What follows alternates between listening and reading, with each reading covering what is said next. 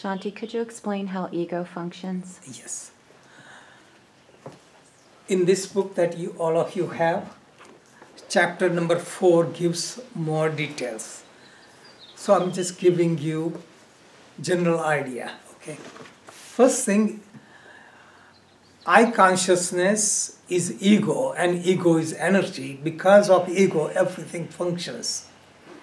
How do you see ego? I put the analogy in the book like roots, trunk, branches, leaves, flowers and fruits. The root cause, this is my interpretation, root cause of everything is Atman, means supreme consciousness, or our individual consciousness, or Atman. Brahman or Atman are the roots. Our ego or I consciousness is the trunk. Okay. From I consciousness comes intellect, which is the branches. From intellect, later on, comes the mind, which is leaves. From leaves comes sense organs, which is flowers. And finally it blooms into the fruit, which is our gross body. Okay. Ego is energy. Energy can be directed two ways. One is going to the roots. Other one is going outward. In Bhagavad Gita, I have explained in book that life is considered like upside down tree. You know, roots are up and everything spread. So because of Maya, everything spreads through the body, senses and mind. And they give the analogy of a banyan tree. If you knew banyan tree grows, then its branches come down. Then those branches go to the ground and then sprout again. It spreads so far, up to a mile or so long, that you cannot find original root.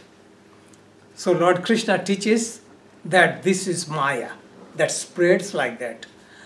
Cut the roots through the sword of discrimination, spiritual discrimination, and become free. Okay. Ego is energy, and everything works with three forces, sattva, rajas, and tamas. It's called three gunas. So ego, when it is dormant, it is tamas, laziness. That means there is energy but hidden. Okay.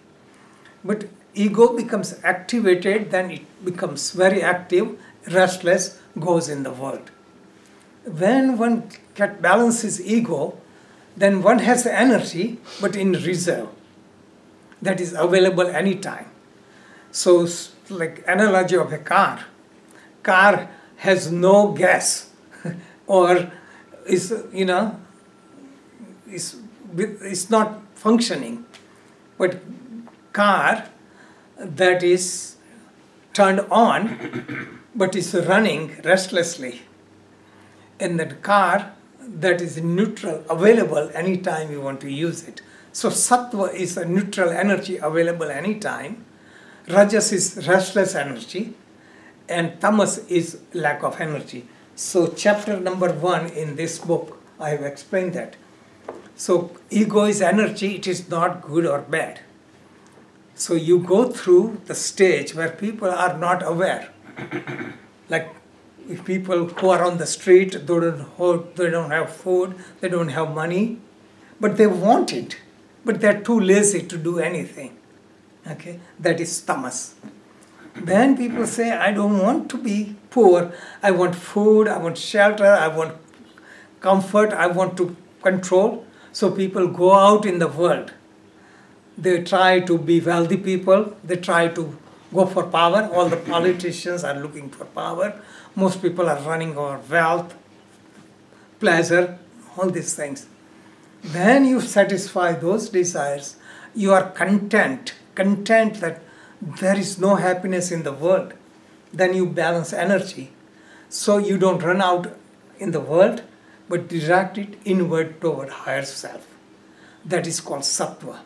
So use activities, but is all selfless service, directed to serve others and to purify yourself instead of gaining anything that liberates you. So these are the three aspects So qualities. And the fourth quality is Gunatit state. I have in the fourth chapter. So what is Gunatit state? Beyond three gunas of nature. That means we are bound by three gunas of nature as long as we are in this world. Gunatit state we cannot even comprehend. Gunatit means you are beyond. That means you are beyond pleasure and pain, gold and mud. You know, what do you call somebody cannot distinguish friend and foe, gold and mud? What do you call moron, right? That is what you become when you are Gunatit. And those who are totally transcendental in that state are similar to people who are very lazy. People who are lazy, they want everything. I give one example all the time. One is two parties are sitting at the dining table. One party is hungry because they have ordered the food and waiting for food. Other party is waiting for check. They have eaten food and they are satisfied.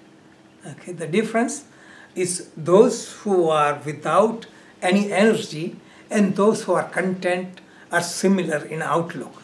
So that as one becomes more and more evolved, they have no interest. That means they have no more desire to carry on life.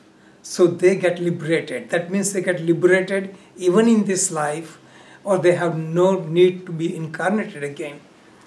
We go through incarnation and incarnation to fulfill our desires.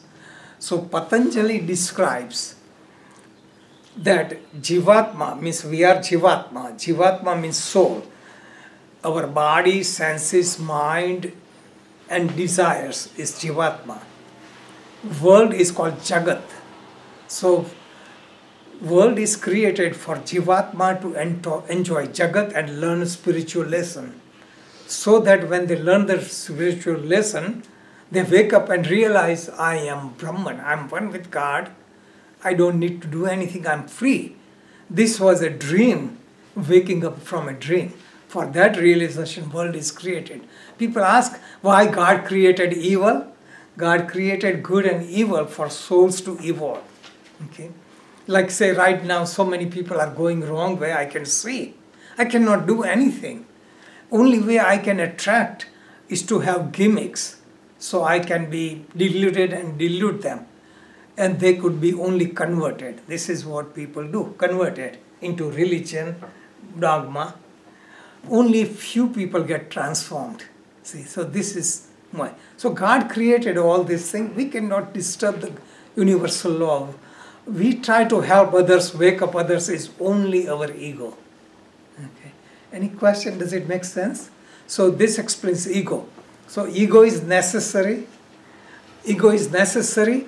So live in the life with awareness so that you can evolve and learn the spiritual lessons. That was